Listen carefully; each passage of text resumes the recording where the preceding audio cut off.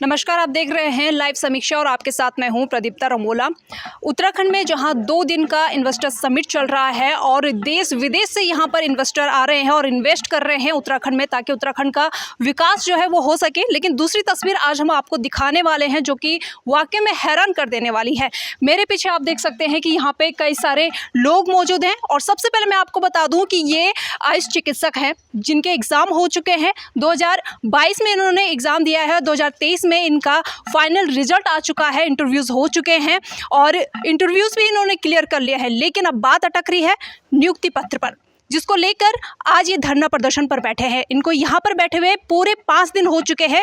यहाँ पर लड़कियाँ भी आई हैं और दिन रात यहाँ पर प्रदर्शन पर बैठे हुए हैं। क्या कुछ मांगे इनकी है और क्या कुछ पूरी बात है, इनसे ही जान लेंगे। आपका नाम? मेरा नाम डॉक्टर नंदिनी है जी। यहाँ पर कब से बैठे हुए हैं आप प्रदर्शन में? हम 5 दिनों से यहाँ पे बैठे हुए हैं जी। क्या मांगे आप? हमारी बस एक ही मांग है कि हमारी नियुक्ति जल्द से जल्द करवाई जाए। जी। कब से आप ये संघर्ष आपका ये जारी है, ये प्रदर्शन आप कर रहे हैं? क्योंकि यहाँ पर देखा जाता है कि जितने भी गवर्नमेंट एग्ज़ाम होते हैं उसमें एक कंपलसरी हो गया है कि जो इसको क्लियर भी कर लेते हैं उनको प्रदर्शन करना ही पड़ता है। इस पर क्या कहेंगे? जी, पिछले साल हमारा लास्ट ईयर 2022 में एग्ज़ाम हुआ था और इंटरव्यू होते होते भी हमें 1 साल लग गया है और इंटरव्यू 30 मई को हो गया था, उसका रिज़ल्ट 30 मई को आ गया था और 30 मई के बाद 6 महीने से हम लोग लगे हुए हैं। कभी चिकित्सा चयन बोर्ड के पास जा रहे हैं, कभी और लोगों के पास जा रहे हैं। हम लोग निरंतर प्रयास कर रहे हैं, सारे सीनियर्स लोग, और कुछ भी हमें नहीं पता चल पा रहा है कि हमारी जॉइनिंग क्यों रुकी हुई है।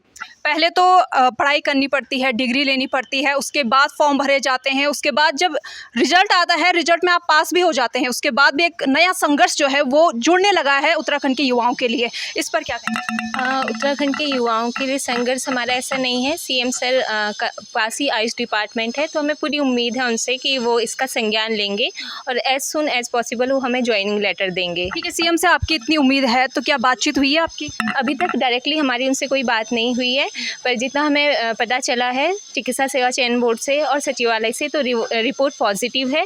और सीएम सर खुद आयुर्वेद का इतना ज़्यादा यहाँ, मतलब अभी इन्वेस्टर मीट में भी प्रमोशन है, इन्वेस्ट करने की काफ़ी बातें हुई है, तो सीएम सर हमारे साथ है, इतना हमें भरोसा है। और इन्वेस्टर समिट तो अभी किया जा रहा है, तो क्या इससे पहले आपने बातचीत नहीं करनी चाहिए? बातचीत हमने करनी चाहिए, उससे पहले हमारा इंटरव्यू हुआ, फिर मेडिकल भी हुआ, बात नहीं हो पा रही। ठीक है, ठीक है। आपके? जी, हम विगत 6 माह से हमारा जो है अभी ये 7वां माह शुरू हो गया है। हमारे इंटरव्यू के रिज़ल्ट पब्लिश हुए, जो अंतिम चिकित्सा परिणाम है वो पब्लिश हो चुका है। इस बीच हमने बहुत सारे संज्ञान, हमने लेटर्स दे दिए हैं हमारे निदेशालय में। हम आके बहुत सारे बच्चे, हमारे सीनियर्स, हम सब लोग सतत प्रयास कर रहे हैं और जो है हम सीएम सर से भी लगातार उनको ज्ञापन देते रहते हैं। किसी भी ज्ञापन का हमें कोई पॉजिटिव रिस्पॉन्स अभी तक नहीं मिला है। हम कब से ज्ञापन दे रहे हैं आप? जी, हमें लगभग अभी जब से हमारा रिज़ल्ट आउट हो गया है, हमने 1 महीने वेट किया और जैसे ही हमारी आगे की कार्यवाही भी शुरू हो गई थी, मेडिकल हमारा हो चुका है, हमारी जो पुलिस वेरिफिकेशंस हैं हमारे एड्रेस के वो भी हो चुके हैं। उसके बाद अचानक से जो है प्रोसेस को रोक दिया गया। अब ये हमारे पास कोई ऐसे ऑफिशियली लेटर भी नहीं आया कि प्रोसेस क्यों रोकी गई है, क्या जाँच हो रही है। हमें कोई as a student, as a जो अभ्यर्थी हैं, हमारा पूरा अधिकार है ये जानने का कि हम लोगों को इस समय तक वेट क्यों करना पड़ रहा है और बिना निराधार कारणों की वजह से हमें कोई स्पष्टीकरण नहीं देता है। अपर अधिकारी कोई भी स्पष्टीकरण नहीं दे पा रहे। हमारे निदेशालय से भी सर लोग हमें कोई जो हमारे महानिदेशक हैं वो भी हमें कोई इस विषय में विशेष सपोर्ट नहीं कर रहे, मतलब कोई उनका सेटिस्फैक्ट्री आंसर नहीं हमें मिल रहा है। और हम अपर शासन लेवल से भी हम कोशिश कर रहे हैं कि हम, इसीलिए आज हम, या ये नौबत आ गई है जब हमें बिल्कुल भी कोई सांत्वना नहीं मिली, कोई भी रिस्पॉन्स नहीं मिला, तो आज हम धरने पे बैठे हैं। आज हमारा 5वां दिन है और अभी तक कोई भी हमें पूछा नहीं गया है। और माननीय मुख्यमंत्री जी से हमारी यही अपील है कि हम ये शांतिपूर्ण धरने से ये दिखाना चाह रहे हैं कि हम वास्तव में बहुत ही मानसिक दुविधा में हैं, क्योंकि हमारे कई सीनियर्स हैं, हम लोग सहपाठी लोग ऐसे हैं, महिलाएं हैं, महिला अभ्यर्थी हैं जो अपना बहुत सारी चीज़ों को ताक पे रखे यहाँ पे खड़ी हैं, यहाँ पे हमारे साथ, यहाँ पे अपनी जॉब के लिए लड़ रही हैं, जो कि इतना समय हम लोग इतनी मेहनत करके आते हैं, 5 साल की पढ़ाई करके आते हैं, इस एग्ज़ाम के लिए इतनी मेहनत करिए, यहाँ तक पहुँचे हैं और इसके बाद भी हमें कुछ सेटिस्फैक्टरीली नहीं मिलता है सपोर्ट, तो फिर ये बहुत चिंता का विषय हो जाता है। तो बस मैं यही उम्मीद करती हूँ कि हमारे इस गुहार को सुना जाए और हमारा संज्ञान लें और शीघ्र हमें नियुक्ति प्रदान की जाए। जी जी। तो देख सकते हैं आप यहाँ पर कि महिलाएं यहाँ पर पहुँची है और काफ़ी संघर्ष जो है उन्हें इस दौरान करना पड़ रहा है, जहाँ प्रदेश में बेटी बचाओ बेटी पढ़ाओ का नारा भी लगातार चलन में है और इस पर जो है करोड़ों रुपए भी सरकार द्वारा इन्वेस्ट किया जा रहा है। लेकिन दूसरी तरफ जब हम देखते हैं कि लड़कियां पढ़ जाती हैं और पढ़ लिख कर कुछ बनना चाहती हैं और साथ ही जो एग्ज़ाम होते हैं उसे क्लियर भी कर देती हैं, लेकिन उसके बाद भी उन्हें दिन रात एक प्रदर्शन भी करना पड़ता है। आप देख सकते हैं पीछे की यहाँ पर कुछ भी सुविधा नहीं है, सिर्फ गद्दे बिछे हुए हैं और यहाँ पर ही ये महिलाएं दिन रात डटी हुई हैं सिर्फ इसलिए कि जो एग्ज़ाम इन्होंने पास किया है उसका नियुक्ति पत्र इन्हें दिया जाए। लेकिन 5 दिन हो चुके हैं, अभी तक इनको इस पर नियुक्ति पत्र देना तो दूर, यहाँ पर कोई इनसे बातचीत करने भी नहीं पहुँचा है। साथ ही इनका कहना है कि सीएम सर से ये लगातार बातचीत करने की कोशिश कर रहे हैं, लेकिन अभी तक उनको समय नहीं दिया गया है और इसी को लेकर उनका यहाँ पर प्रदर्शन जारी है। कुछ और लोग भी यहाँ पर मौजूद हैं, उनसे भी जानना चाहेंगे, उनसे भी बातचीत करना चाहेंगे। और मैं आपको बता दूं कि उत्तराखंड में आयुष मंत्रालय जो है स्वयं प्रदेश के मुखिया सीएम पुष्कर सिंह धामी के पास है, लेकिन इसके बावजूद भी अगर देखने को मिल रहा है यहाँ पर जो आयुष चिकित्सा अधिकारी हैं वो भी यहाँ पर प्रदर्शन पर बैठे हुए हैं। आप क्या कहेंगे? 5 दिन आपको यहाँ पर हो चुके हैं, सीएम सर आपको समय देने को राजी नहीं है, इस पर क्या कहेंगे? मैडम हमको 5 दिन यहाँ पे हो गए, अभी तक कोई भी सुध नहीं ले रहा है। तो हमारा यही निवेदन है सीएम सर से भी और शासन से भी कि हम लोगों को शीघ्र हमारा संज्ञान ले और हम लोगों को नियुक्ति पत्र प्रदान करे। बस इतना ही है हम लोगों का कि सरकार जल्दी से जल्दी हम लोगों को यहाँ पे आके आश्वासन दे के और नियुक्ति पत्र प्रदान दे।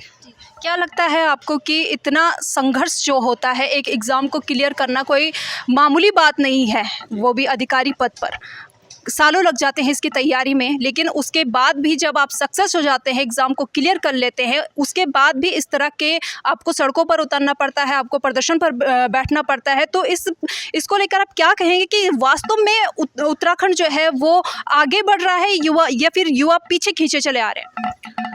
अभी की जो स्थिति देखें मैडम तो लग तो ये रहा है कि उत्तराखंड में आयुर्वेद के लोगों के साथ जो हो रहा है वो कोई अच्छा तो नहीं हो रहा है। बाकी यही है कि आशा है कि सीएम सर लेंगे संज्ञान और नियुक्ति पत्र देंगे। आयुर्वेद पे जैसा कि यहाँ पर समिट भी चल रहा है, 2 दिन का है, बड़े बड़े इन्वेस्टर यहाँ पर पहुँचे हुए हैं, स्वयं पीएम भी यहाँ पर पहुँचे हैं और गृह मंत्री भी आज यहाँ पर पहुँचे हैं। तो एक तरफ तो आयुर्वेद को लेकर इतना इन्वेस्ट यहाँ पर किया जा रहा है, करोड़ों रुपए यहाँ पर इन्वेस्ट किए जा रहे हैं उत्तराखंड में ताकि आयुर्वेद को बढ़ावा मिल सके, और दूसरी तरफ जो है जो आयुर्वेद के चिकित्सा अधिकारी हैं वो उस तरह से नज़र आ रहे हैं प्रदर्शन करते हुए। मैडम आयुर्वेद का जो मेन पिलर है चिकित्सक, जब चिकित्सक ही नहीं होंगे, चिकित्सक को ज्वाइनिंग ही नहीं देंगे तो कैसे आयुर्वेद का विकास हो सकता है, ये आप समझ सकते हैं। तो बस यही आशा है सीएम सर से कि बस नियुक्ति पत्र, हमारा एक ही मांग है, नियुक्ति पत्र दें बस। जी ठीक है, आप भी यहाँ पर 5 दिन से डटे हुए हैं प्रदर्शन करने पर, आप क्या कहेंगे इस प्रदर्शन को लेकर और प्रदेश में जो आज आयुर्वेद की स्थिति बनी हुई है इस पर? मैम पहले तो मैं धन्यवाद देना चाहूँगा आप सभी का, और मैं एक ही बात रखना चाहूँगा कि हम लगभग 6 माह से लगातार इंतज़ार में हैं। हर दिन हम न्यूज़ के माध्यम से देख रहे हैं या पीएम के या सीएम सर के जो भी हैंडल्स हैं उनके माध्यम से देख रहे हैं कि किस तरीके से अनेकों लोगों को सचिवालय में बुलाकर ही नियुक्ति पत्र दिया जा रहा है, और हम लोग लगातार परेशान चल रहे हैं 6 माह से कि हमें किस तरीके से इंतज़ार किया जाए, कितना और इंतज़ार करना चाहिए। एक बात हमें बता दें, क्योंकि लगभग 14 साल बाद ये नियुक्तियाँ आई थी, ये विज्ञप्तियाँ आई थी, और 14 साल के बाद हमने कैसे एग्ज़ाम को क्लियर किया, उसके बाद हमने अपने इंटरव्यू को निकाला।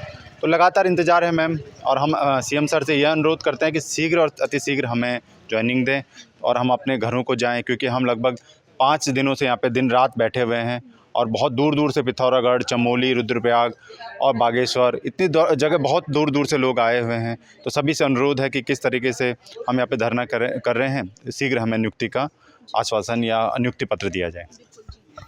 एक तरफ तो 14 साल का इंतज़ार, उसके बाद फिर एग्ज़ाम होने में देरी और उसके बाद फिर 1 साल बाद रिज़ल्ट, और रिज़ल्ट आने के बाद जब सारे एग्ज़ाम हो जाते हैं तो उसके बाद अब इंतज़ार किया जाता है नियुक्ति पत्र का, जिसका भी कोई अंदाज़ा नहीं कब मिलेगा, क्या मिलेगा, कुछ भी संतुष्टिकरण इनको नहीं दिया जा रहा है, कोई भी बात करने को राज़ी नहीं है, जबकि ये विभाग खुद सीएम के पास है। 14 साल का इंतज़ार, उसके बाद इस तरह का प्रोसेस, क्या कहें? ये बहुत दुखदपूर्ण है। एक तो आयुष प्रदेश कहलाता है ये प्रदेश, लेकिन बहुत ही लंबे समय से एक तो नियुक्तियाँ आती हैं और उसके बाद एग्ज़ाम होते हैं, अभ्यर्थी पास भी हो जाते हैं, इंटरव्यू तक क्लियर कर लेते हैं अच्छे मार्क्स से, लेकिन फिर वही कोई स्टे लगाता है, कभी सरकार रोक देती है। इस बार तो कोर्ट से भी कोई स्टे नहीं है, लेकिन फिर भी सरकार ने इस नियुक्ति को पता नहीं अभी तक क्यों रोका है और ना ही इस बारे में कोई वार्ता की है। अगर हम ऑफिस सचिवालय जाते हैं तो वो कहते हैं कि सीएम साहब की तरफ से रोका गया है, और यहाँ जाते हैं तो कहते हैं कि सीएम साहब से बात करिए। तो सीएम साहब से बात करने जाते हैं, अपॉइंटमेंट लेते हैं, तो वहाँ से कोई अपॉइंटमेंट नहीं मिलता। और कभी अगर किसी सीएम साहब कोई जगह जाते हैं, वहाँ अगर हम अचानक से मिल लेते हैं तो कहते हैं धैर्य रखिए। अब तो धैर्य की भी सीमा समाप्त हो चुकी है, 6 महीने हो चुके हैं और हम लोग 5 दिन से यहाँ पे बैठे हुए हैं। महिलाएं हैं, बच्चे वाले हैं, सब बच्चे छोड़ के आए हुए हैं। कुछ लोग तो बच्चे लेके भी आए हुए थे, लेकिन बच्चों की परेशानी की वजह से अभी चले गए हैं। तो ये सीएम साहब से रिक्वेस्ट है, आप लोगों के माध्यम से बोलना चाह रहे हैं, प्लीज़ हम लोगों पे ध्यान दीजिए। अगर आयुष प्रदेश बनाना है तो चिकित्सक को ही सबसे आगे रखना होगा, अन्यथा ये आयुष प्रदेश रहते रहते रह जाएगा।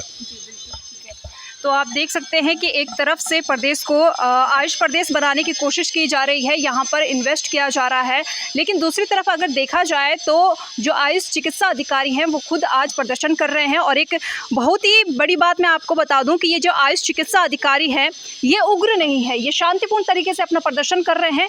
हालांकि इन्हें इस दौरान कई दिक्कतों का सामना करना पड़ रहा है, जैसे कि इन्होंने बताया कि यहाँ पर कई महिलाएँ आप देख सकते हैं जो शादीशुदा हैं, अपने बच्चों को छोड़कर यहाँ पर आई हैं, और कई महिलाएँ तो ऐसी भी हैं जो अपने साथ अपने बच्चों को लेकर आए हैं। तो इस दौरान उन्हें घर परिवार भी देखना पड़ रहा है, और न केवल महिलाएं बल्कि पुरुष भी यहाँ पर आए हैं जिनको अपने परिवार को छोड़कर यहाँ पर आना पड़ रहा है, और 5 दिन से लगातार ये यहाँ पर डटे हुए हैं, लेकिन कोई भी इनकी सुनने को तैयार नहीं है, कोई भी आज तक यहाँ पर नहीं पहुँच पाया है। साथ ही जब ये सीएम से बात करने की कोशिश करते हैं तो इनको समय नहीं दिया जाता है। और सबसे बड़ी बात आपको बता दूँ, जैसे कि मैंने पहले भी बताया है कि खुद प्रदेश के मुखिया के पास आयुष मंत्रालय है और उत्तराखंड को आयुष प्रदेश बनाने की लगातार कोशिश की जा रही है, और बड़ी बड़ी बातें जो है की जाती है, लेकिन धरातल पर आज जो तस्वीरें देखने को मिल रही है कि खुद आयुष चिकित्सा अधिकारी जो है वो इस तरह से प्रदर्शन कर रहे हैं, ये वाकई में हैरान कर देने वाली बात है। बने रहिए लाइव समीक्षा के साथ, आपके साथ प्रदीप्ता रमोला। नमस्कार।